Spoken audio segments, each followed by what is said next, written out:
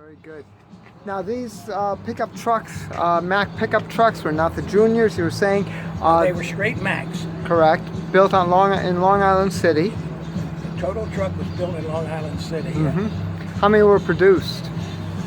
Total chassis, I think it was like 3,400. 3,400. Now, how expensive were they? How expensive were they? I have no clue. The military bought the vast majority of them as pickups. And they bought 200 of them as fire trucks. Very good. Only 9 of these went to civilian use. I guess you could call the steel mill civilian use. There you go. And this is the only one in the East Coast that's running. I know of one other that's up near Allentown, but the motor's frozen up. Oh, and it's not as pretty as this. It's more of a homemade truck. Oh, this is a sweetheart. And you rescued this out of the Out of a junkyard. junkyard, too. That's amazing. It's a mess. Tires are flat, no transmission. This rat's nest that was underneath the hood. Oh, jeez. At least the engine was still there. So The engine was there, and I could get in and kick the flywheel. It rotated. It means it wasn't frozen up. Yeah. If the motor had been frozen, I don't know if I'd have bought this. Yeah. Because frozen motors are a problem. And that's a Continental under the hood? Continental. Very good. What size?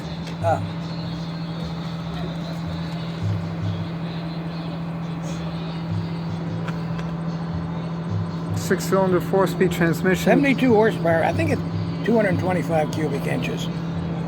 Okay, that's pretty small. It's very small. These were a popular motor in delivery trucks from roughly 1940 into the early 50s. A lot of small delivery trucks of various makes used this motor.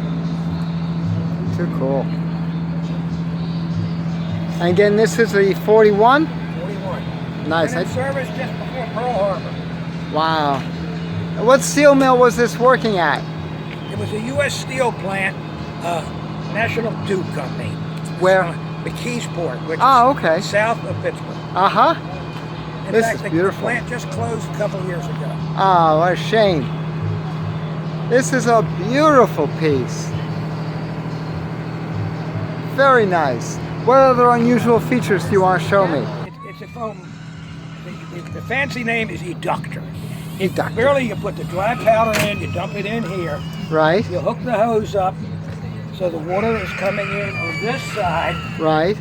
Hose on this side going out to your nozzle. And when you open this valve, the water goes through and it pulls a certain amount of foam with powder with it. It mixes as foam and comes out as foam to fight chemical fires. Oh, too cool. Now, how many gallons of water can you use with that one hopper?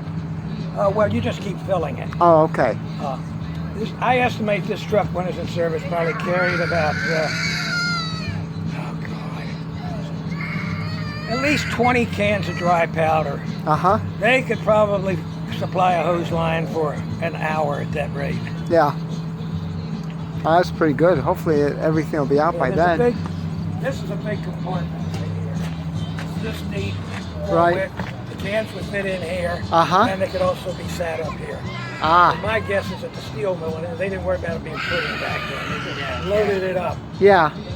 So it would have there's a water tank in here. You saw the tank.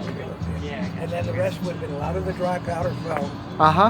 And then in the back would have been your standard 2.5-inch hose. Very good. It's a hose wagon. Very good. The difference being, with a unit like this has a big fire pump that can throw 500 gallons a minute. This just has what we call a little booster pump.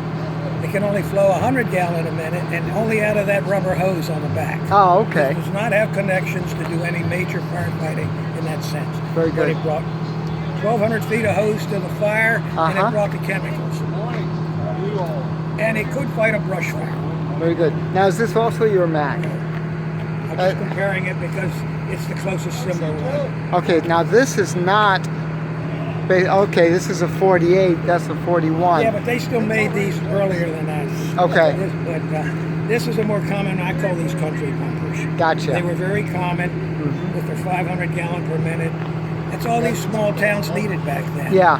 And they liked Macks, and these were fairly popular up here in central PA. I see the size difference. It's very subtle, but I see the size difference. Just stand front of it and compare how high the dog is. Yeah, there you go. It still has a Continental motor, but it's bigger. Yeah, that's beautiful. Hi, thank you very much for showing us these neat things. This is Pam from NortheastWheelsEvents.com. 2000 Old Farts Fire Muster in York, PA. For more cool events like this, make sure you check NortheastWheelsEvents.com, SoutheastWheelsEvents.com, and UKWheelsEvents.com. I'll see you all at the shows.